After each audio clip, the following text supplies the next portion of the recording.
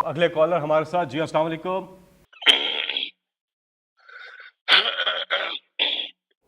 جی کون صاحب کہاں سے بات کر رہے ہیں آپ؟ مخاطب ہیں عمران خان صاحب وزیر اعظم. آپ کو نواز شریف کا سلام. وعلیکم السلام جی. معاف کیجیے، میرا گلا مسلسل خراب ہے کچھ دنوں سے. اللہ تعالیٰ بھی انہی کی مدد کرتا ہے جو اپنی مدد آپ کرتے ہیں. اللہ کا شکر ہے کہ پاکستان کے ہر گوشے کے عوام اپنی قسمت بدلنے کے لیے ایک ہی قافلے کا حصہ بن گئے ہیں. مجھے اچھی طرح اندازہ ہے مہنگائی نے عوام کے لیے 2 وقت کی روٹی مشکل بنا دی ہے. اور سنا ہے چینی 10 روپے کلو ہو گئی ہے. آٹا 70 روپے کلو تک جا پہنچا ہے یا شاید اس سے بھی زیادہ. جی نان بھائی ہڑتال کر رہے ہیں کہ روٹی 30 روپے کی بیچنے کی اجازت دی جائے.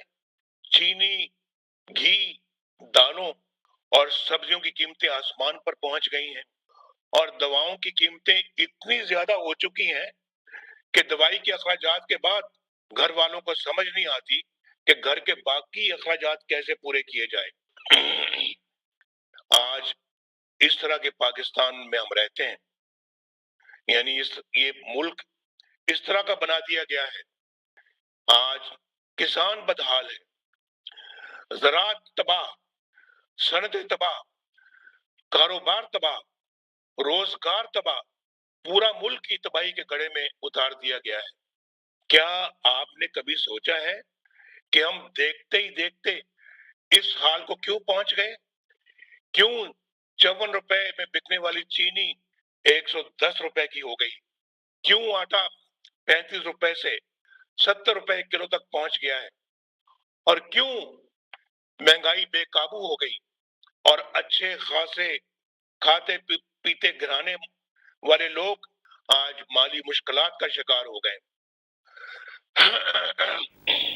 بالکل آپ نے وہ بات کی جو کہ آپ یقین کریں کہ اب تک ہماری صرف اور صرف کانسنٹریشن اگر باقی ساری چیزیں ایک طرف ہیں تو مہنگائی ایک طرف ہے.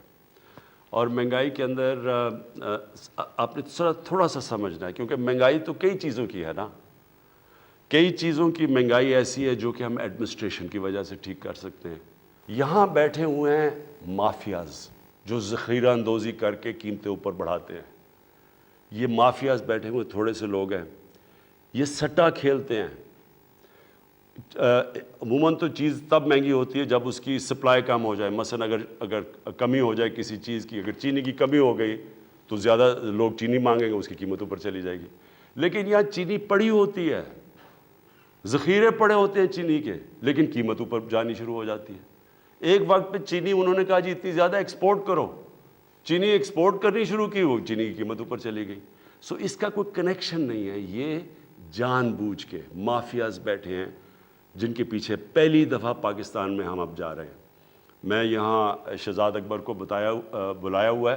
یہ آپ کو اصل میں کیونکہ پوری انکوائری کی گئی اس کے اوپر، ایف آئی اے نے پوری اس کے اوپر انکوائری کر کے تو رپورٹ لے کے آئے کہ کس طرح آرٹیفیشلی چینی کی قیمت اوپر کی جاتی ہے، لوگوں کا بیچاروں کا خون چوسا جاتا ہے.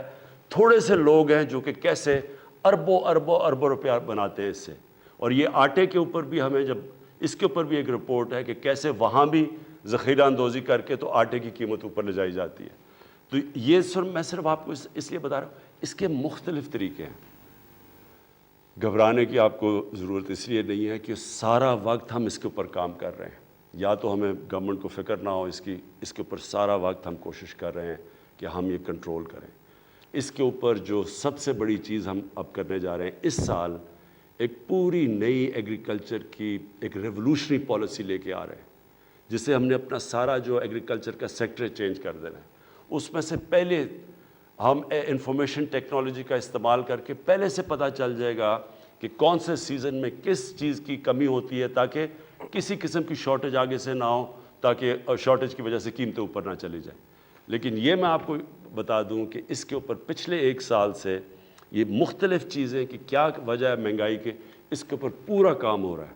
اور انشاءاللہ آپ کو ہم اس کے اوپر قابو پا کے دکھائیں گے۔ انشاءاللہ